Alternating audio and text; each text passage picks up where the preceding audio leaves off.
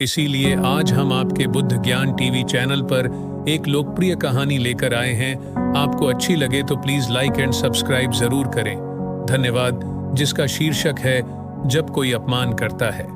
ये जीवन से जुड़ी कहानी है और इसलिए सभी को पसंद आती है। हमें उम्मीद है कि आपको गौतम बुद्ध की यह कहानी पसंद आएगी। एक बार बुद्ध किसी गांव से गुजर रहे थे। उस गांव के लोग उसे पसंद नहीं करते थे। उन्होंने बुद्ध को घेर लिया और गालियां देने लगे। सबसे ज्यादा गुस्सा गांव के नेता को हुआ।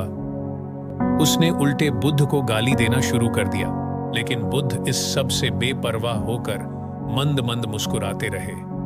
सरदार बहुत देर तक बुद्ध को गालियां देता रहा, लेकिन कुछ देर बाद उसका मुंह सूखने लगा, जिससे वह चुप हो गया। ये देखकर बुद्ध ने कहा, यदि तुम्हारी बात पूरी हो जाए तो मुझे आगे बढ़ना चाहिए। मुझे आगे गांव जाना है, वहां लोग मेरा इंतजार कर रहे होंगे। यह देखकर गांव का एक आदमी बोला, हम आपका अपमान कर रहे हैं, गाली दे रहे हैं, लेकिन आप जवाब देने की बजाय मुस्कुरा रहे हैं। आप इस पर प्रतिक्रिया क्यों नहीं देते? बुद्ध ने कहा, वत्स, तुम्हें आने में थोड़ी देर हो गई। 10 साल पहले आते तो मजा आता, क्योंकि 10 साल पहले मैं भी तुम्हारे जैसा था। यदि उस समय तुम मेरे बारे में बुरा बोलते या मुझे गाली देते तो मैं भी क्रोधित हो जाता। इससे ज्यादा तो मैं तुम्हें गाली देता। संभव है कि वह शारीरिक हिंसा का भी सहारा ले, लेकिन अब मैं आगे बढ़ चुका हूं। मैंने अपना सारा गुस्सा और नफरत पीछे छोड़ दी है। अब मैं उस जगह पहुंच गया हूं जहां तक आपकी गालियां नहीं पहुंच पाती। तुमने मुझे गाली दी, ये तुम्हारी भावना है। बुद्ध की कहानियां भले ही आज के समय की न हो, लेकिन उनकी कहानियां मानवीय भावनाओं से जुड़ी हुई हैं। इसीलिए वे आज भी हमारा मार्गदर्शन करते हैं। यही कारण है कि बुद्ध की कहानियां अत्यंत लोकप्रिय हैं, लेकिन आपकी भावनाएं मुझ तक नहीं पहुंच रही हैं। मुझ पर इसका आरोप तभी लगाया जाएगा जब मैं इसमें भाग लूंगा। एक बार मैं उन्हें स्वीकार कर लूं, लेकिन मैं आपकी इस हरकत से तटस्थ हूं, इससे कोसों दूर हूं। यही कारण है कि मैं अभी भी पहले की तरह शांत हूं। सुनकर सरदार बोला, अरे ऐसा कैसे? मैंने तुम्हें गालियां दी हैं और पूरे गांव के सामने तुम्हें गालियां दी हैं, फिर इसे लेने या ना लेने का क्या मतलब? बुद्ध ने कहा, वत्स, मैं कल एक गांव में गया था। वहां लोगों ने मेरा उपदेश सुना, वे बहुत खुश हुए। ग्राम प्रधान मेरे लिए मिठाइयां लेकर आए और मुझसे खाने का आग्रह करने लगे। मैंने कहा, मेरा पेट भर गया है, इसलिए मैं इसे स्वीकार नहीं कर सकता। यह सुनकर वह व्यक्ति मिठाई वापस लेकर चला गया, क्योंकि जब तक मैं कुछ न लूं, कोई मुझे कैसे दे सकता है? इसमें मेरी सहमति तो आवश्यक है। हाँ, यही तो है। एक आदमी ने बुद्ध का समर्थन किया। बुद्ध ने फिर पूछा, जब मैंने मिठाई लेने से इनकार कर दिया तो उन्होंने इसका क्या किया होगा? हो सकता है उसने अपने परिवार के बीच मिठाइयां बांटी हों। एक व्यक्ति ने उत्तर दिया। बुद्ध ने कहा, तुमने ठीक कहा।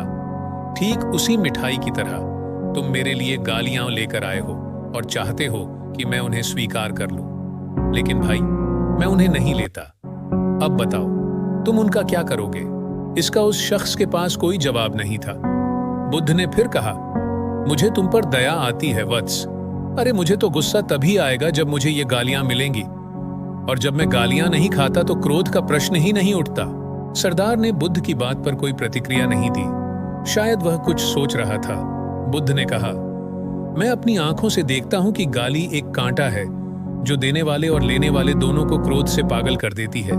तो फिर तुम ही बताओ, मैं आंखों से भी कांटों पर कैसे चल सकता हूं? आंखें रहते हुए मैं गालियां कैसे खा सकता हूं? और होश में रहते हुए मैं क्रोध कैसे कर सकता हूं?